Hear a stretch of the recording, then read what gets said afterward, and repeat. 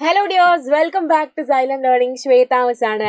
അപ്പോൾ ചതുര കണക്കുകൾ എന്ന് പറഞ്ഞൊരു ചാപ്റ്റർ നമ്മൾ അടിപൊളിയായിട്ട് പഠിച്ചിട്ടുണ്ടായിരുന്നു അല്ലേ. അപ്പോൾ ആ ചാപ്റ്ററിൽ നമ്മൾ പരപ്പളവും അതുപോലെ ചുറ്റളവും അങ്ങനെ കുറേ കാര്യങ്ങൾ നമ്മൾ കാണാൻ വേണ്ടിയിട്ട് പഠിച്ചിട്ടുണ്ടായിരുന്നു. അപ്പോൾ നമുക്ക് അടിപൊളിയായിട്ട് ഒരു രൂപത്തിന്റെ ഒരു ഫിഗറിന്റെ ഒരു പരപ്പളവ് നമുക്ക് എങ്ങനെയാണ് കണ്ടുപിടിക്കുക എന്നുള്ളത് നോക്കിയാലോ അല്ലേ.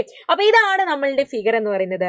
ഇതിൽ നിന്ന് നമ്മൾ പരപ്പളവ്, ഇതിന്റെ ആകെയുള്ള പരപ്പളവ് കണ്ടുപിടിക്കാനാണ് നമ്മളുടെ ചോദ്യം. അപ്പോൾ ആദ്യം തന്നെ മിസ് എന്താ ചെയ്യാൻ പോകുന്നതെന്നറിയോ? മിസ് നേരെ ഇവിടെ ഒരു വര വരയ്ക്കാണ്. ഇപ്പൊ എന്തായടാ, ഇത് നമുക്കൊരു ചതുരമായിട്ട് കിട്ടിയില്ലേ? നമുക്ക് ഇവിടെ ഒരു ചതുരം കിട്ടിയില്ലേ? ഇവിടെ ഒരു ചതുരം കിട്ടി, അതിന് നമുക്ക് 1 എന്ന് കൊടുക്കാം. ഇത് രണ്ടാമത്തെ ചതുരത്തിന് 2 എന്ന് കൊടുക്കുന്നുണ്ട് മിസ്. ഇവിടെ 3 എന്ന് കൊടുക്കാം, ഇവിടെ 4 എന്ന് കൊടുക്കാം. അപ്പൊ ആദ്യം നമ്മൾ കണ്ട ഈ ഒരു ചതുരം അല്ലേ, ഈ ഒരു ചതുരത്തിന്റെ ചുറ്റളവല്ല, പരപ്പളവ് എത്രയാണ് അഥവാ ഏരിയ എത്രയാണ് എന്നാണ് നമ്മൾ ആദ്യം കണ്ടുപിടിക്കാൻ പോകുന്നത്. അപ്പോൾ ഏരിയ 1 എന്ന് മിസ് ഇടുന്നുണ്ട്. ഏരിയ 1 എങ്ങനെയാണ് കണ്ടുപിടിക്കുക? ഈ ഭാഗം 5 ആണെങ്കിൽ ഈ ഭാഗം എന്തായിരിക്കും? 5 തന്നെ. ഈ ഭാഗം എത്രയാണെന്ന് എങ്ങനെ കണ്ടുപിടിക്കുക? ഇവിടെ ആകെ 5 സെന്റിമീറ്റർ ആണ്, ഇവിടെ 4 സെന്റിമീറ്റർ ആണ്. അതായത് ഇവിടെ മുതൽ ഇവിടെ വരെ 5 സെന്റിമീറ്ററും ഇവിടെ മുതൽ ഇവിടെ വരെ 4 സെന്റിമീറ്ററും ആണെങ്കിൽ ഈ ഒരു കുഞ്ഞി ഭാഗം എന്തായിരിക്കും? 5 - 4, അതായത് 1 സെന്റിമീറ്റർ ആയിരിക്കും അല്ലേ. അപ്പൊ ഇവിടെയും 1 സെന്റിമീറ്റർ ആയിരിക്കും. അപ്പൊ ആദ്യത്തെ ഏരിയ എന്ന് പറയുന്നത് 5 × 1 which is equal to 5 ചതുരശ്ര സെന്റിമീറ്റർ അഥവാ 5 സ്ക്വയർ സെന്റിമീറ്റർ ആണ് നമ്മുടെ ആദ്യത്തെ ഉത്തരം അല്ലേ.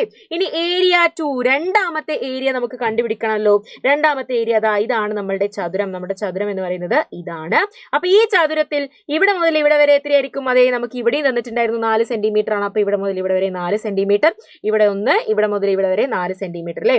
അപ്പൊ 4 × 1 അതായത് 4 സ്ക്വയർ സെന്റിമീറ്റർ, 4 സ്ക്വയർ സെന്റിമീറ്റർ അഥവാ 4 ചതുരശ്ര സെന്റിമീറ്റർ ആണ് എന്ന് കിട്ടിയില്ലേ. ഇനി ഏരിയ 3, മൂന്നാമത്തെ ഏരിയ എങ്ങനെയാണ് കണ്ടുപിടിക്കുക?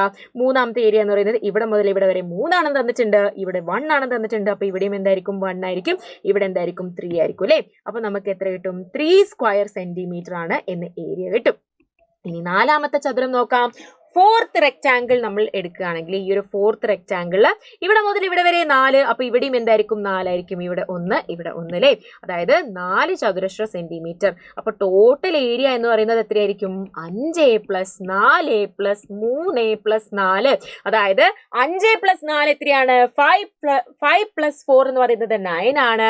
9 + 3 12 ആണ്. 12 + 4 എന്ന് പറയുന്നത് 16 സ്ക്വയർ സെന്റിമീറ്റർ, അതായത് 16 ചതുരശ്ര സെന്റിമീറ്റർ ആണ് നമ്മളെ ഈ ഒരു പരപ്പളവ് എന്ന് പറയുന്നത്. അപ്പൊ ഇത്രയും കാര്യങ്ങളാണ് നമുക്ക് ഇന്നത്തെ ഈ ഒരു വീഡിയോയിൽ പഠിക്കാനുള്ളത്. നെക്സ്റ്റ് വീഡിയോ ആയിട്ട് മിസ് വീണ്ടും വരുന്നതായിരിക്കും. അതുവരേക്കും ബൈ.